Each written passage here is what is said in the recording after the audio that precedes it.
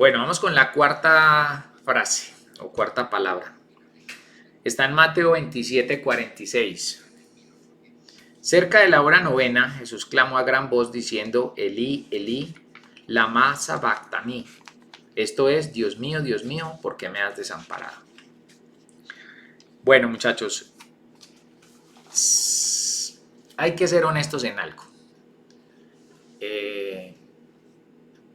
Vamos a poner un ejemplo para poder como dimensionarla a lo que los quiero llevar.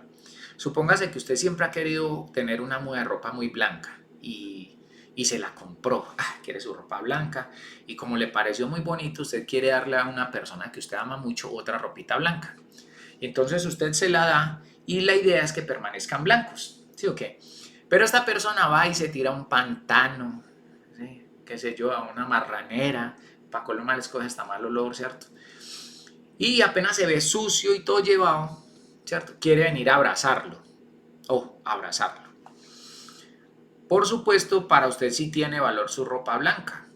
Entonces usted le dice, no, yo lo amo o la amo, pero no voy a permitir que me abrace y me ensucie mi ropita, ¿cierto? Vaya más bien, báñese, vístase, póngase otra ropa y yo voy a estar acá para recibir su abrazo y para seguirle mostrando que le amo. ¿Sí? Eso es lo que pasa con relación a nuestro pecado. Dios, si hay un atributo que siempre en la Biblia Dios tiene muchos atributos, ¿cierto? O muchas características, pero hay uno en que se hace énfasis. Por ejemplo, usted no va a leer en la Biblia que Dios es misericordioso, misericordioso, misericordioso, o que es bueno, bueno, bueno, pero sí va a leer que es santo, santo, santo. O sea, la dimensión de la santidad de Dios es volada, ¿cierto? Es volada, es una dimensión que ustedes y yo no vamos a tocar. Entonces, por amor a su nombre, Dios le gusta estar y sentirse santo. Ahora, cuando ustedes y yo nos manchamos la ropita, generamos un abismo entre la presencia de Dios y nosotros, ¿sí? Porque aún el olor también nos distancia. O a quien le gusta permanecer al lado de una persona que huele maluco, muchachos, seamos honestos, un mal olor nos... ¿Sí o qué? Entonces, ¿qué es lo que pasa con el pecado? Cuando ustedes y yo pecamos y persistimos seguir en el pecado, porque la vaina no es pecar, es que yo peque, pero yo sea consciente, experimente el arrepentimiento, que es diferente del remordimiento, y quiera distanciarme de esa rutina o de eso que estoy haciendo que me está provocando pecar y que me está distanciando de Dios. Lógicamente busque su perdón, obtengo su perdón y empiezo a tener una vida diferente o esforzarme por tener una vida diferente para no recaer en lo que normalmente caemos. Entonces, ¿qué pasa? Dice la Biblia, por cuanto todos pecaron, están destituidos de la gloria de Dios. Si ustedes y yo analizamos este versículo, entonces si hay algo que es destituir, digamos que yo sea un sargento de la policía, ¿sí? Y cometa un error, o un alto militar, más alto todavía, pero cometa un error y me destituyan, y usted vaya por la calle y yo lo detenga y le diga, documentos, usted me dice, qué pena, ¿usted quién es? Y yo soy un sargento destituido.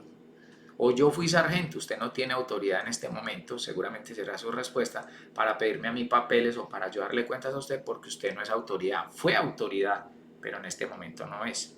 La destitución quiere decir que yo ya no tengo las facultades que pudiera tener de manera normal.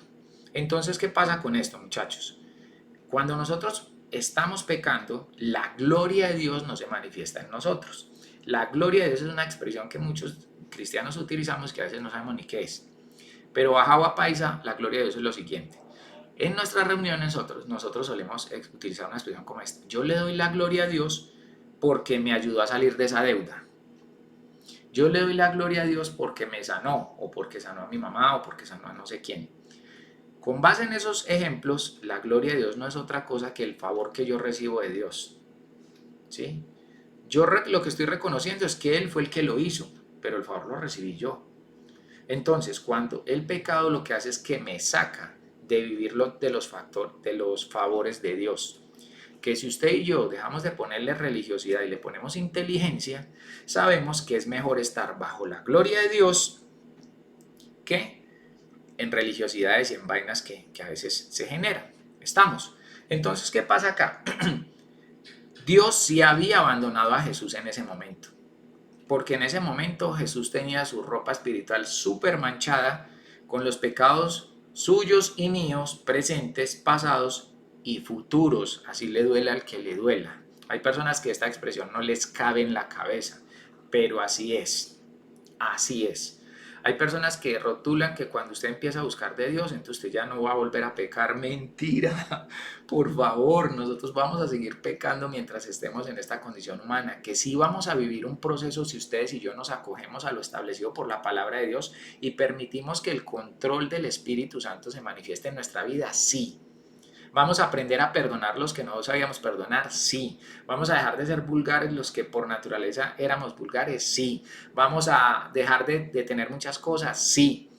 Pero en la medida que le permitamos al Señor que haga sus cambios en nuestra vida. No que tomemos actitud religiosa de pretender que yo tengo que cambiar y tengo que esforzarme en ese cuento. El esfuerzo radica en reconocer que soy pecador y que voy a esforzarme por hacer las cosas de la manera que Dios me lo propone. No castrándome, ¿sí?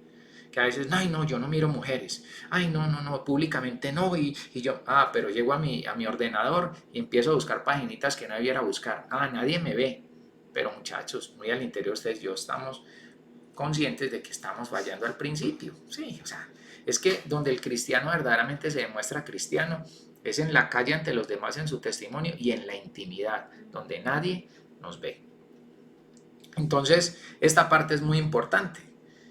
Dios sí había desamparado a Jesús porque cargaba con los pecados. Cuando ustedes y yo veamos que las cosas no nos están saliendo bien, no caigamos en la cotidianidad, en ir donde el Señor para que le dé un riego, hacerse un saumerio, comprarse un amuleto, meter un dólar en la billetera y esas manos estupideces que la sociedad nos impulsa a hacer. No, usted más bien revísese qué es lo que hay al interior de su vida que lo está destituyendo de ver la gloria de Dios en su vida. Ahí vamos claros. Vamos con la siguiente palabra. Y es la quinta. Juan 19:28. Después de esto, sabiendo Jesús que ya todo estaba consumado, dijo, para que la escritura se cumpliera, tengo sed. Tengo sed. En ese tiempo, las mujeres eran muy solidarias con el crucificado, porque entre otras cosas, Chela, vos has leído crucifixión de mujeres, ¿no? ¿Cierto? No. Era como para los varones. No. Bueno, ahí se demuestra la misericordia de Dios para las mujeres, ¿no? Las que dicen que Dios es machista. Bueno. Entonces, mire, las mujeres eran muy solidarias en ese tiempo, hacían una especie de vinagre que era con la hiel de los animales y la fermentación de esto en vino o en otro tipo de licor, con el fin de dopar a la persona que estaba siendo crucificada. ¿Por qué? Porque si algo caracterizó a esos hijos de madres romanos era su capacidad para torturar, ¿sí?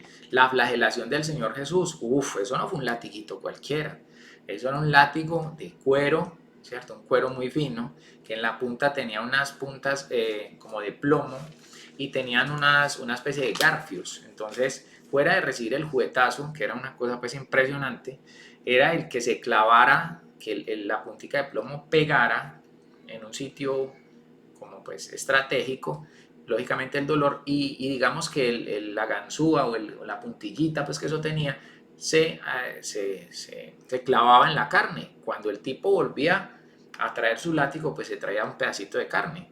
O sea, y los romanos eran terribles a la hora de torturar. Leía yo algo que muchas de las torturas actuales las crearon los romanos.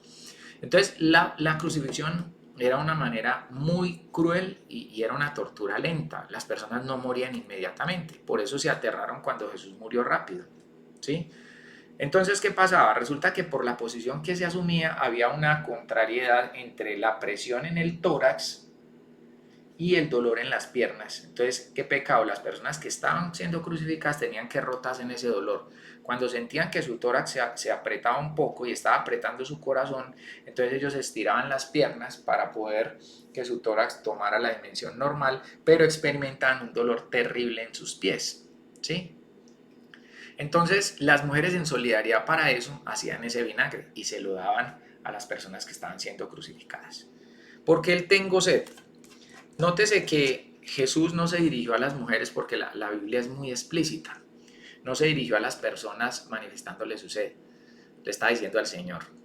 Y aquí se nos enseña, muchachos, que hay que dejar de ser o de tener esa quejadera social y pública que a veces nosotros, ¿sí? Yo le quiero preguntar a veces de qué sirve que nosotros no le quejemos a otro. Note que todos tenemos un familiar que tiene mejores condiciones económicas que nosotros y no le vamos a quejar y nos venimos bravos porque no nos ayudó con plata. Yo quiero decirle que su familiar no tiene la obligación de ver por usted ni ayudarle. Nadie tiene esa obligación. Si alguna persona se acomide, como dice mi mamá, se acomide a ayudarlo, eso es para bendición de él, pero no están en obligación. Usted tiene problemas, tiene cosas, hable con Dios. ¿Qué tanto habla usted con Dios? ¿Qué tanto le manifiesta a usted al Señor su sed, su necesidad interior? ¿Hasta qué punto? ¿Cierto? ¿Hasta qué punto? Y hasta qué punto buscamos en las Escrituras la respuesta de Dios en cuanto a nuestras problemáticas. ¿Sí? El tengo sed nos demuestra es eso, ¿cierto? Yo tengo que manifestar delante de Dios nuestras cosas. Mire, yo tenía un problema antes y era que era muy llorón, pero era llorón social. ¿Sí? Entonces, eso me dio mi grupo de admiradores porque era muy sensible, ay, tan bello, ay, él es todo sensible, él llora por todo. Y también mis desadmiradores, pero este sí es llorón, este llora por cualquier pendejada, pues también, y toda la cosa. Yo aprendí que las lágrimas, que las quejas, que los problemas, que las dificultades empiezan a solucionarse cuando yo los saco de mi vida, pero los saco a la presencia del Señor. Entonces yo ya no le lloro a nadie, ¿sí? Porque yo ya entendí, y el Padre Nuestro me enseña, que en Dios tengo un papá, un protector, un proveedor y un perdonador. Cuando yo entiendo eso, yo sé, ya entendí que a quien tengo que quejarme, a quien tengo que pedirle, con quien tengo que escurrir mi corazón, es con Dios. Y Él ya pondrá los medios, hará las cosas, pero algo se va a lograr, ¿sí? Y algo que verdaderamente nos sirva y que sea lo que yo necesito en ese momento, ¿sí? El tengo se apunta a eso, muchachos, a mirar que todos tenemos necesidades y que muchas personas están viviendo de planos de estrés, de planos de depresión, de planos de soledad, porque no manifiestan sus cosas a quien realmente hay que manifestar.